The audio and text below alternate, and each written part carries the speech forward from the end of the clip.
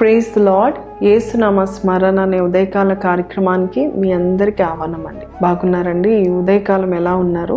దేవుడు ఏం మాట్లాడతారని ఎదురు చూస్తున్నారు కదా. మీ సిచ్యువేషన్ ఎలా ఉందో నాకు తెలియదు, కానీ దేవుడు తప్పనిసరిగా మాట్లాడతారని నమ్ముచున్నాను. పదండి వాగ్దానంలోనికి వెళ్దాము. 2 దినవృత్తాంతములు 18వ అధ్యాయము 31. కాగా యెహోషాపాతు కనుబడుటతోనే రథాధిపతులు అతడు ఇజ్రాయేల్ రాజునుకొని యుద్ధము చేయుటకు అతని చుట్టుకొనిరి. కానీ యెహోషాపాతు మొరపెట్టినందున యెహోవా అతనికి సహాయం చేసెను. దేవుడు అతని యొద్ద నుండి వారు తొలగిపోనట్లు చేశాను. ఇంత చక్కటి వాగ్దానం కదండి. మొరపెట్టిన వెంటనే దేవుడు మనకి సహాయం చేస్తాడు. ఇక్కడ ఒక చిన్న మిస్టేక్ యెహోషాపాతు చేశాడు. దేవునికి అయిష్టమైన వారితో స్నేహం చేశాడు, వారితో పాటు యుద్ధంకి కూడా వెళ్ళాడు. అయితే దేవుడు అక్కడ లేడు.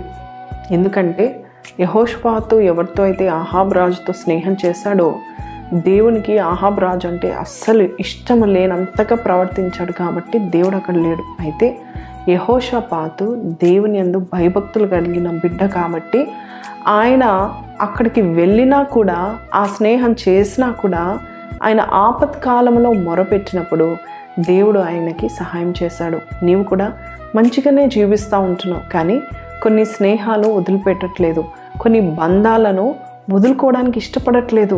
వారు దేవునిలో ఉన్నారా లేదా నాకు అనవసరం, వారి స్నేహం మాత్రం నాకు కావాలి అని నీవు అలాగా జీవిస్తున్నావేమో. కొన్ని ఆపదలు రావచ్చు, అయితే దేవుడు అంటున్నాడు నీవు వారితో దూరంగా ఉండు, లేదంటే నీకు ఆపత్కాలం వస్తుంది. ఒకవేళ వచ్చినా నీవు నాకు మొరపెడితే నీ భక్తిని బట్టి, నీవు నన్ను ప్రేమిస్తున్న విధానాన్ని బట్టి నేను విడిపిస్తాను, అలాగే వారి నుండి నేను తొలగిస్తాను. కొన్నిసార్లు మనకి తెలియకుండానే మనకి స్నేహితులుగా ఉన్న వారే కావచ్చు, శత్రువులుగా ఉన్న వారే కావచ్చు, గిట్టని వారే కావచ్చు, మనల్ని ప్రమాదంలోనికి నెట్టుతూ ఉంటారు, మనల్ని ఇరికిస్తూ ఉంటారు కదండి. అటువంటి సమయంలో నీవు దేవుని వైపు చూసి ప్రార్థన చేసినట్లయితే వెంటనే సహాయం చేసి నీ నుండి ఆ శత్రువులను దేవుడు తొలగిపోజేస్తాడంట. నీకు హాని తలపెట్టాలని చూస్తున్నారో, లేక వారు పాపమని ఊబిలో పడేటప్పుడు నిన్ను కూడా లాక్కుని తీసుకెళ్తున్నారేమో, ఈరోజు దేవుడు నిన్ను చూసి చెప్తున్నాడు, నేను తొలగిస్తాను, నాకు మొరపెట్టుము.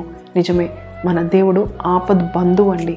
ఆపత్కాలంలో నమ్ముకొనదగిన సహాయకుడని దేవుని యొక్క వాక్యం సెలవిస్తుంది. కాబట్టి నువ్వు ఇప్పుడు ఏ ఆపదలో ఉన్నావో నాకు తెలీదు, మొరపెట్టు, దేవుడు విడిపిస్తాడు. అనేక మంది నాకు ఫోన్ చేసి చెప్తా ఉంటారు, నా స్నేహితుడు అనుకొని షూరిటీని ఇచ్చానండి, ఇప్పుడు వాడి అప్పులన్నీ నేనే తీరుస్తున్నాను, నా పిల్లలకి సరైన చదువులు లేవు, నా పిల్లలకి సరైన జీవితం లేకుండా అయిపోయింది, ఎవరో చేసిన అప్పులను నేను తీరుస్తున్నానా అని నువ్వు బాధపడుతున్నావా?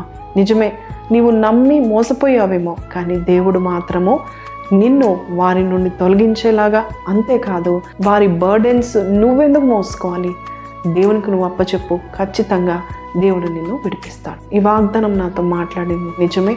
నా ఇంట్లో ఉన్నవారు, నా చుట్టుప్రక్కలలో నా స్నేహితులు, నా బంధువులు, నా మిత్రులే నన్ను ఇరికిస్తున్నారు, నేను ఇప్పుడు ప్రార్థన చేస్తాను, నేను మొరపెట్టుకుంటాను నువ్వు అనుకుంటున్నావా? ప్రార్థన చేద్దామా? నీ జీవితంలో ఎవరైతే హానికరంగా ఉన్నారో వారి నుండి దేవుడు నిన్ను విడిపించడానికి కోరుకుంటున్నాడు. కళ్ళు మూసుకుంటావా? ప్రార్థన చేస్తాను.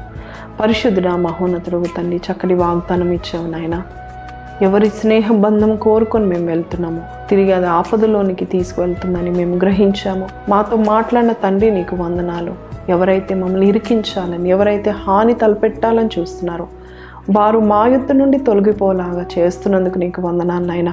బలపరచని నీ ప్రియులను, నీ బిడ్డలను నువ్వు కాపాడుకోనండి అయ్యా తండ్రి. నీవే వారి చుట్టూ అగ్ని జ్వాలలుగా ఉండి ప్రభా వారిని కాచి కాపాడమని యేసు పరిశుద్ధ నామములో అడిగి వేడుకొంచున్నాం తండ్రి, ఆమెన్.